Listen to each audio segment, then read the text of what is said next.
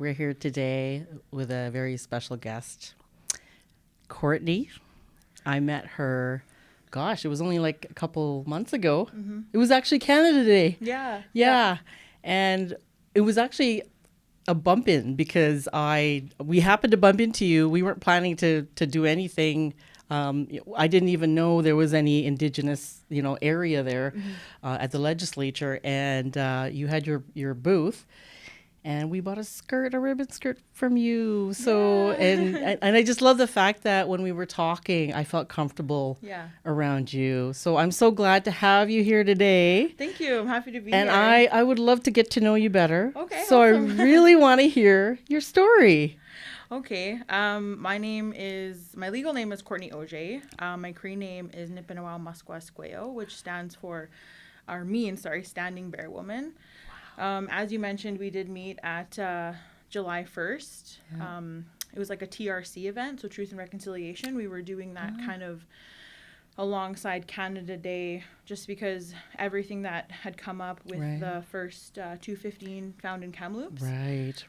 Indigenous communities and, allies and stuff just felt like there wasn't a lot of recognition. And, a lot of people were calling it a protest, but that's what it wasn't that. It was just to, like, remember those kids, and remember that, like, this is a really dark history in Canada, and it needs to be acknowledged. Yes. And there's still lasting ramifications today, and it's not over. Yes, and I'm glad that you guys were there because you just made people aware. Yeah. And you're educating Canada in general from, exactly. Causes like this. So that's really awesome of you. Thank you. So tell me, tell me your story. Like, I want to know who Courtney is about. So for myself, like, I grew up in urban settings. Most of my life I lived in Edmonton, Alberta. I am from Wabasca, Big Stone. Cree Nation is my reserve. Right on. I never grew up there. Like a lot of other Indigenous kids, I was displaced just because my mom, she grew up in care, so we didn't really grow up around the culture or anything like that. Okay. So I struggled a lot with identity when I was younger, not knowing, like, who I was, what it meant to be Indigenous. In fact, at one point, I was really ashamed. I was ashamed that I was Indigenous. I was ashamed that, my skin color was different than that of the majority in the environments that I grew up in. But my mom, being the matriarch that she is, she helped me find meaning in my culture. She helped me connect. Yeah, and I did that through the powwow circle. Oh, wow. And a big support for me when I was younger is I went to Ben Cathrobe School. Oh, really? Yeah. Oh, wow. And they had like a lot of Indigenous like teaching and knowledge and a lot of the practice that we did. Right. And that's how I connected. That's how it began for me. My instructors, or my mentors, I guess you could say, were Amanda and Adrian. I'm still connected to them to this day. Oh, that's lovely. Yeah. Oh. So it started through powwow. Okay. And then I was able to kind of like find my pride and find that inner strength that we have as Indigenous people. It just kind of had to be like ignited, and it was. So yeah, that was the biggest shift for me when I was younger. I wasn't ashamed anymore. I had some understanding that, like, my people are not how it's portrayed in the media. We're not, addicted. We're not struggling. Although those are things that we face due to like systemic oppression and like, racism and all that stuff. Like, there's an intergenerational trauma because of residential schools. Yes. There's so many things that are stacked up against Indigenous people that I don't think people realize. Yeah. But I was able to like push through that because I had really great supports. My mom like helped build a village around me, if you will. Oh, that's lovely. Yeah, like a great community. So we grew up in Edmonton. I was here till I was about 9, and then we moved out to Cadott Lake. There I got more connection. I was actually living on a reserve, so I got to see what that was like. Wow. Yeah. And then from there, just because unfortunately education isn't always the greatest on reserve just due to lack of funding and right, so we ended up moving to Peace River, and that's where my mom had a lot of her siblings. That's where my Muslim lived, right? So she had a lot more supports there. Oh, lovely. So the plan was only for us to stay there for a while and then move back to Edmonton, but we ended up, most of my adolescence I lived there. And again, just a lot more cultural connection. Like, we got connected to the Friendship Society, or the Native Friendship Center there. Oh. My mom ended up working at the youth center. Okay. And that's where we were able to do like a lot more ceremony. I started teaching powwow classes out there. I connected with elders. Like it was kind of like the floodgates opened when I moved there, which is really weird because it was a really small town, very closed-minded, a lot of racism. So like, although it was beautiful and great in a lot of ways, and I felt like it helped form me and help me be the person I am today. Yeah. It also challenged me in a lot of ways. You know, I went to a Catholic school. There was probably like 5 or 6 Native kids in the entire school. So a lot of that was like battling that racism and breaking those stereotypes and being like, no, like this is not what it is. This is not how my people are. Yeah, you might see, you know, my people are struggling, but that's because of this. That's because of residential schools. Wow. Yeah. So you said you went to a Catholic school. This was in Peace River. Yeah. But you're not Catholic at all. I'm baptized, actually. Oh, you are? Yeah. Okay. We used to go to Sacred Heart Church. Okay. And this, like, I don't have anything against, like, that religion and or that belief system. It never aligned with me. I never felt like it was something that was deep and meaningful for me. Some of the things made sense, like the 10 Commandments. Like, yeah, like you shouldn't be a crappy person. Yeah, and that's essentially what they say, yes, right? Yeah. But, you know, the Nehiyah way, the spiritual way, like we don't necessarily have like commandments, right?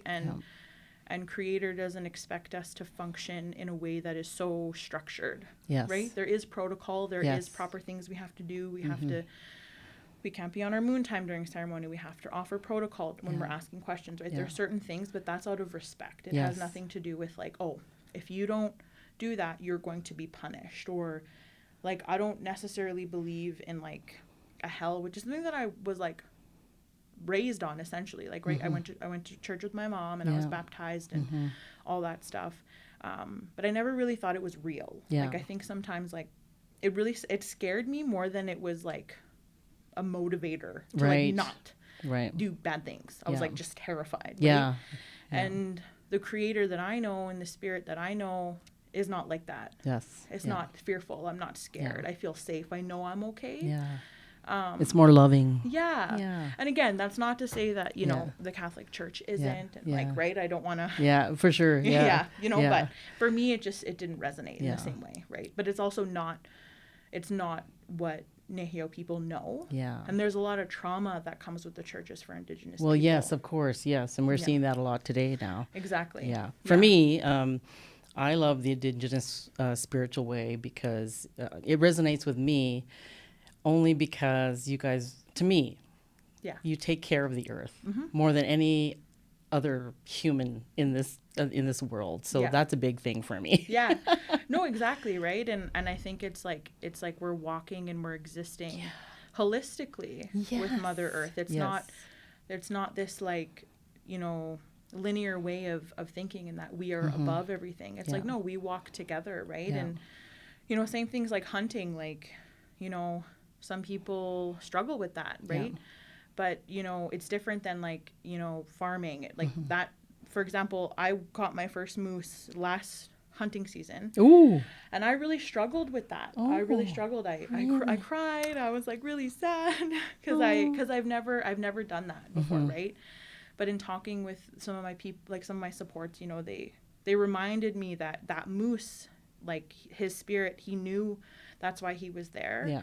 And it was like a spiritual contract, right? So like they understand, right? And it was done in a good way. It wasn't like I just, you know, took its life and I was like, well, that's it, right? Like I said prayer. I gave protocol. I honored that spirit. I honored that life. Oh my God, that's so lovely. Right? And it fed my family. Yeah. Right? And it just brought me back to like traditional food sovereignty and how Indigenous people, like, we had farms, we had crops, we took care of our communities, we took care of ourselves, and we didn't rely on Walmart or Superstore or Costco to get our groceries, right? And it was organic, if you will, right? It was, and so it was really empowering thinking about that, you know. And then my mom shared teachings about how back in old times, pre-contact, women are the matriarchs of communities. You know, they were they helped govern communities. They managed the food source. They could stop wars.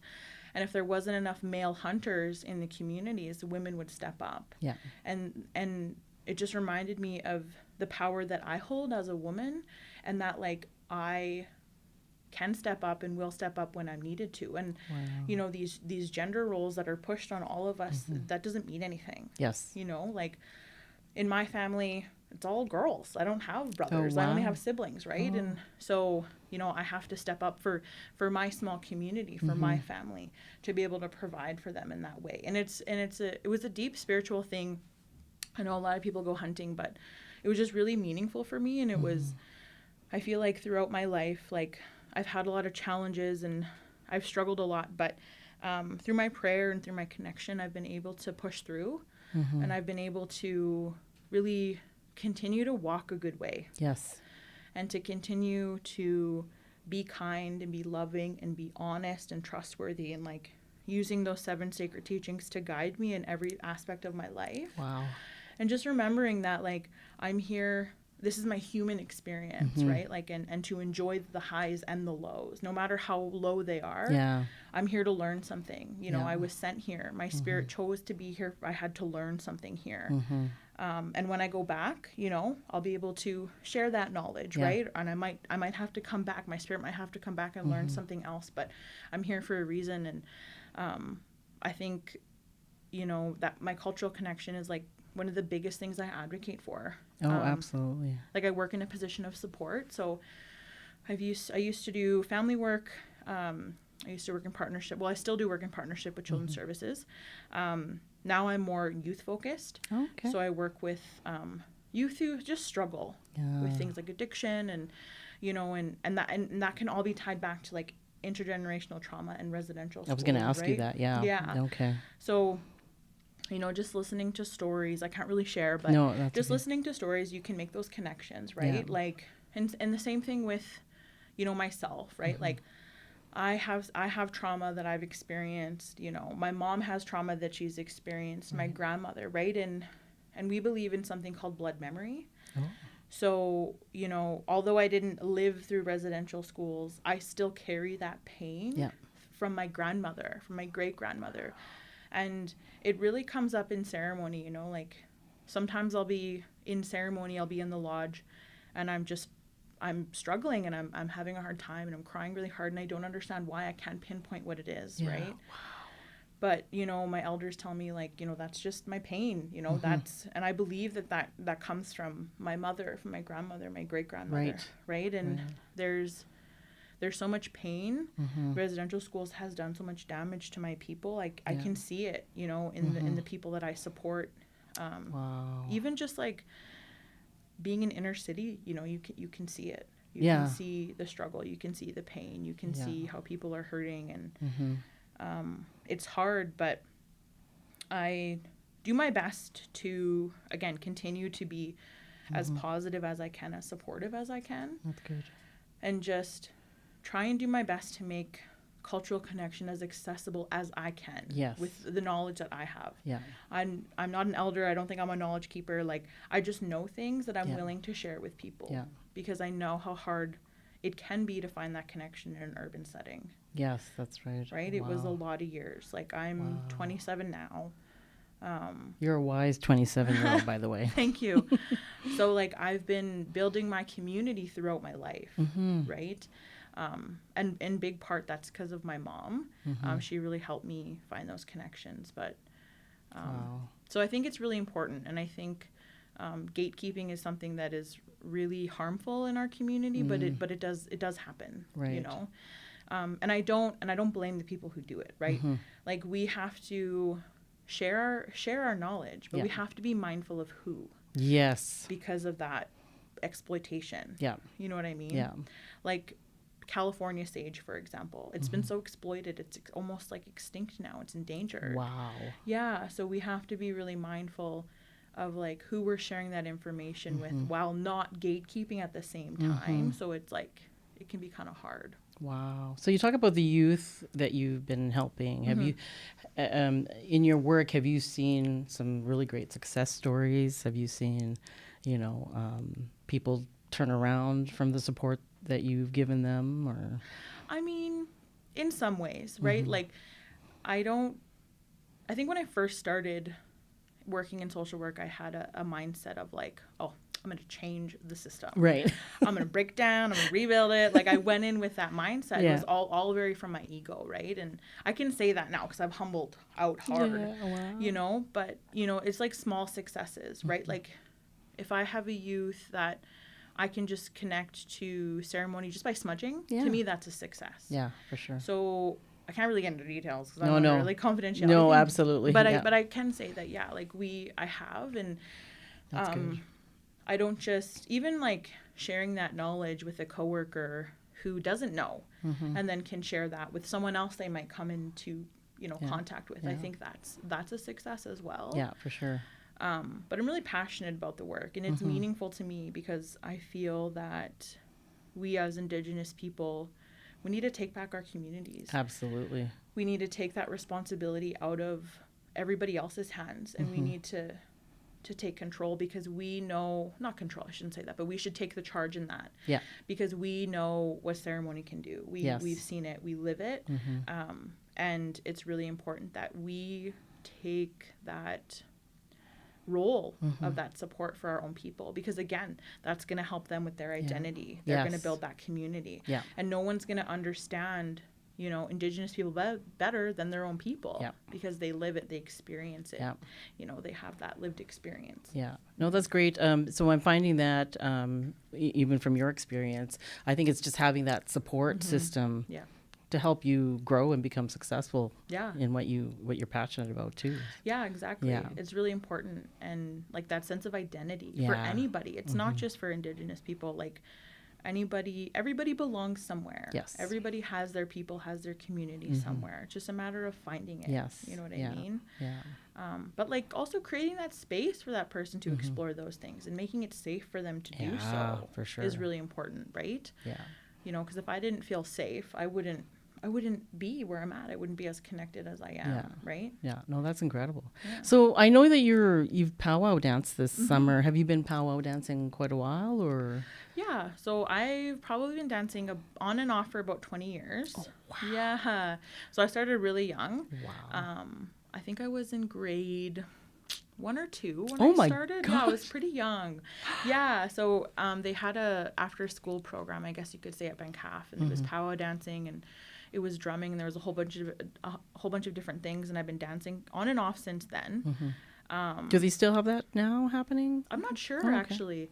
You know what? I drive by there a lot, and I always wonder. Like, I always kind of want to walk through the halls and reminisce. Yeah. But I mean, with the world we live in today, like, they don't just let anybody walk Right. in anymore. Like, you got to, like, sign in. And, you know, I yeah. can't just be like, oh, I used to be a student here. Let me walk Oh. around. That sounds kind of creepy. Yeah. So they won't let me. I've tried. Wow. So yeah, so it's grade 1 you said? Wow. Yeah, a long time. That's amazing. Yeah. And so do you do a specific dance, or do you do like all of them? Well, I've danced jingle my whole life. Oh. I actually asked my mom about this recently, because I was like, I don't remember picking that style. I was like, Oh. Mom, who picked it for me? Yeah. And she did. She said that I've always had a very kind and kind of gentle way about me, even since I was younger. So she was like, that's the one. So jingle is a healing dance. It comes from the Ojibwe people. Yes. So yeah, just like having that good intention and having that kind heart, and, you know, praying for community and people who need it while you're dancing is really important. So that's kind of why I picked it. But as of late, I've been very interested in fancy, and like I know how to dance fancy. Because it's similar. You can do crossover. Like, you can do the same footwork that you do from jingle and fancy. It's just a little bit bigger, a little bit more pizzazz. I didn't know that. Yeah, Oh, okay. yeah. Just it requires a lot more body movement than jingle does, because you have to move your whole body. And then last year, because my older sister, she danced fancy and she did hoop.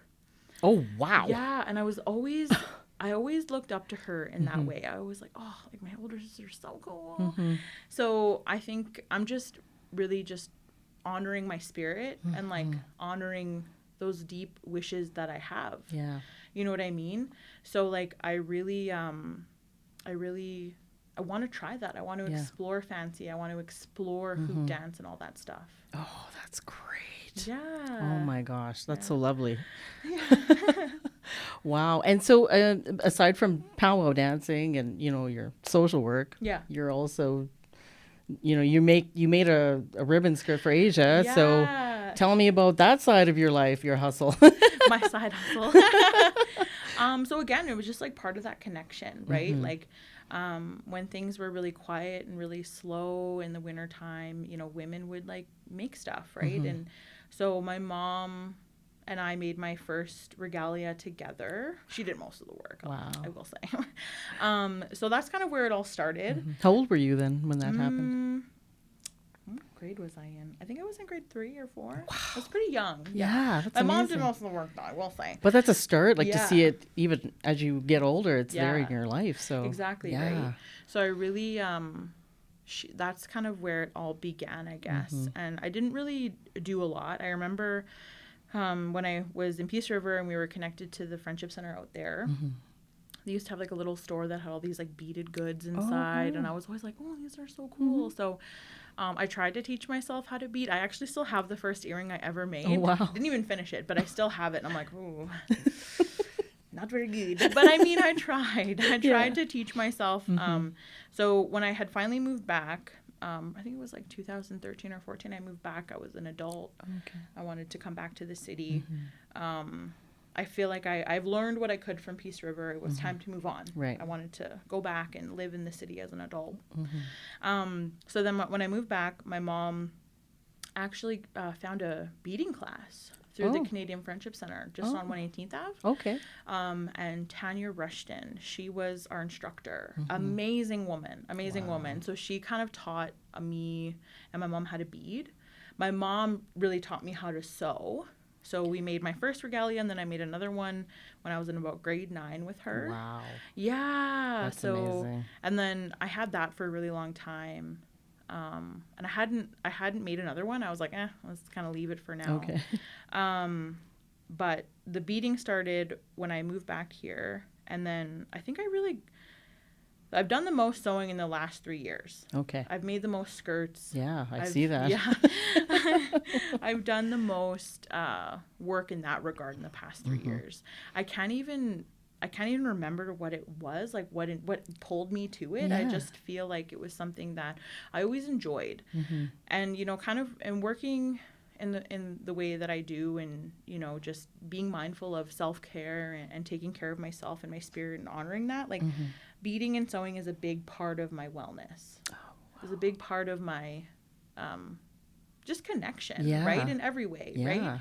So I like really and helping others get connected to too. Exactly. That's what I'm saying. Yeah. That's a big thing for me, and I carry teachings with my skirts, and it's like I always have really good intention and really good thought, and I'm very particular about how I make things, especially if it's going to somebody else. Yeah. Right? Like I want to make sure that I'm honoring my teachings, I'm honoring what I'm doing, and how sacred that is in that item and what it represents. So, yeah. Well, what I've seen just from your pictures on Facebook, amazing work. The detail's incredible. Thank you. Yeah, it's beautiful. Really, really beautiful. Yeah, it's like one of my favorite things to do. Yeah. Oh, that's lovely. Yeah, that's literally a good passion to have. I know, and it keeps me off of Facebook, which is better. Except when you're done and you take a picture, then it's fabulous. Then I'm like, yeah. And so with the beaded items, like, are you doing jewelry, or what else are you creating with your beading? So mainly I just do like earrings. I haven't done really bigger items. It is something that I want to get into. Yeah. It just takes a lot of time. I know. Yeah. You know, and I'm the kind of person, like, if it takes too long, I lose interest, and then eventually I'll go back. Yeah. Like, for example, my most recent regalia, I think I started that like in the winter time before last powwow season. Like last year? Winter? Oh. Yeah, so I started it. Didn't finish it. I didn't get very far. Yeah. And then powwow season was like amping up, and I was like, I really need to dance. I had made a promise to myself and to one of my mentors, because Adrian, I see him around a lot, and he always asks, "Why aren't you dancing?" I'm like, I don't know. I did. I just didn't want to make the outfit. Yeah. But so I was like, I made a promise to him. I made a promise to myself. And I was like, hey, like, I'm going to honor this, right? Like, I've said it out loud. I've made that intention. Wow. So I think I threw it together. Like, I finished it in like 2 days. Your regalia? Yeah. But that was like 2 days, no sleep. Like, I was like going cross-eyed. Whoa. I think in like 2 days, I probably slept a few hours because I was just trying to get it ready so I could go to the Alexis powwow last year. Oh my God. Yeah. I was tired, but I was so happy. Yeah. I was so happy. And to have that outfit, like, sometimes I get frustrated with myself that I waited so long. Yeah. Right? Because Wow. I held myself back because I didn't make my outfit. Even though I had the skills to do it, Yeah. I held myself back. And Okay. in some ways, I'm upset with myself. But in others, I'm just like, well, you learn. You know what I mean? Yeah. So, Wow. yeah, I danced most of the powwow season last year and then this year as well. But I dance as an exhibition dancer is what they call it. I don't go there to compete. I don't register to compete. I'm just there to dance. I'm there to pray. I'm there to just honor that part of me. Yeah. Because I think competition is good. Like, you know, some people like survive throughout the summer, right? Which makes sense. But for me, like, just through this deeper connection of myself and to my culture, like, I think it's just really important to honor what my style means, right? And to not have that stress or the intent to win behind what I'm doing, right? Because I just get really nervous when I know people are like looking at me. I'm like, I get really nervous, right? So I just want to dance because I love to dance. Yeah. And it's helped me heal. It's like you're in your element when you're dancing. Yeah, exactly. Oh. And I have so much fun, and I think just to add the stress of competing to that.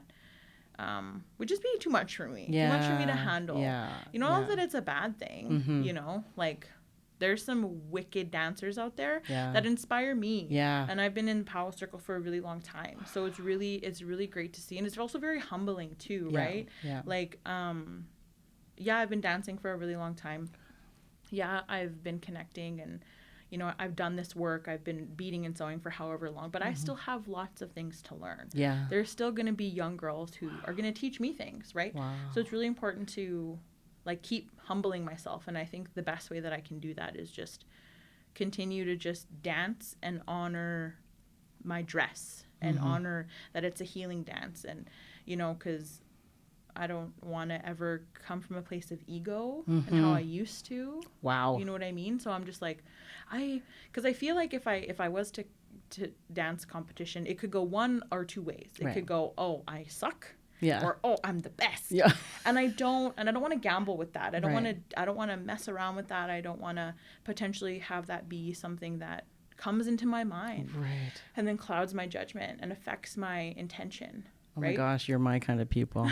Wow. Yeah, but you have to have good intention when you're doing all these things, right? Because it's a healing dance. It's to heal our people and our communities. Oh my gosh. Yeah. That's like, wow. You're blowing me away, and you're only 27 years old. Thank you. Holy jeez. So, you know, let's get to what you're passionate about, what your causes are, what you might have already talked about it already. Yeah. You know, you're here today. What do you want people, the audience here to be aware of? So I think just because today is the 26th, in 4 days it's going to be September 30th, which is Orange Shirt Day. Yes. I think that's a really important day and something that I'm really passionate about, just because it's that day of visibility. Yeah. It's the one day where the general public, you know, the residential schools, and that history is in everybody's mind. Yeah. And it's on social media. It's in the media. It's an actual holiday for some. Yeah. Right. So I really want to remind people of that day, and I want them to go out there and seek that knowledge and ask those questions, and don't be scared to ask those questions, because it's not like, you know, it's not a bad thing to ask questions. Yeah. If you don't know, ask. Right. It's better than to assume. And this is a part of Canadian history. This is Canada. This is how it started. And it's really ugly, but it's really important to honor that. It's important to acknowledge that, because that is how we are going to move forward as a community, as, you know, Canada, right? So I think that's really important. And if you're going to go out and buy a shirt, make sure you buy it from an Indigenous creator. Right. I think that's really important. You know, because Walmart is selling them now. Yeah. And you don't know where they're coming from. Exactly. So, right. yeah. And it's just think of those effects, you know, that's going to have on your Indigenous friends and family and community members and neighbors. You know what I mean? And how residential schools didn't end. The last one, I think, closed in either 1994 and 1996. That's right. It was still within my lifetime that it was still a thing, right? So, and that's years and years of trauma that, you know, we still live with, you know, and it's still a part of a lot of, you know, our lives, and it's hard. So, you know, to have that one day of visibility, to share that knowledge is really important, right? Because the other 364, you know, we're dealing with this alone. Exactly. Not alone, I shouldn't say, but you know what I mean. Yeah, I know what you mean. Right? Yeah. So I think that's one of the biggest things, right? Wow. And just ask those questions. Don't be scared. Yeah. And if you are, Google. Yeah. Google it if you don't want to ask somebody. Well, and that's what I'm finding is people like me who are non-Indigenous, not just me, my friends who are non-Indigenous. Yeah. You know, we've had discussions where we're like, we don't know, we're scared. Yeah. You know. Exactly, for sure. But what I find is, you know, developing a community of people like yourself in my circle, which you know makes a big difference. It does. So, oh my gosh, I'm so happy you're here today. I'm happy to be here, you know, and like I was a little nervous, I'm not gonna lie. But, you know, it's just asking those questions, right? Yeah. In the same way that like psychologists wonder why we behave the way that we do. You just, if you're curious or, you know, you want to make sure that you're not offending anybody, just ask, right? You know, if you're ever unsure, there's lots of great community resources out there. There's the Canadian Friendship Center on 118th Ave. There's the Bentaro Traditional Healing Society off 85th. There's so many different places. There's Native Counseling, you know, there's Niganat. There's so many different places that you can utilize that knowledge. You can connect with elders, right? And they can share it in a way that is, you know, not so scary, not so intimidating, right? And I'm also on a few Indigenous groups on Facebook. That helps because I like to view, you know, what other people are asking too. Exactly. So it's fantastic. So before we close here, I just want to ask you, so what matters to you?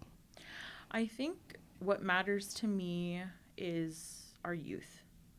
I think they're really important to just our survival, not just as Nehiyao people, but just as a whole. You know how they say youth are our future? It's true. It is really true. And, you know, they should be honored and respected in the same way that you would an elder. Right. You know? They're really important. And they're going to bring so much livelihood and liveliness to our communities. They're going to change the world. I believe that. I think it's is it Gen Z? Is that what it's called? Gen Z? What generation are you? Well, your guys' generation Children? are tech behind the camera here. Yeah. They are the ones who are going to change the world. They're the ones who are going to make that change, right? So just be kind to them. I know sometimes they can frustrate you because they're kids. They're and like, kids. just listen to me. You know? But they're going to change the world. Absolutely. So yeah. Wow, that's just lovely. honor them.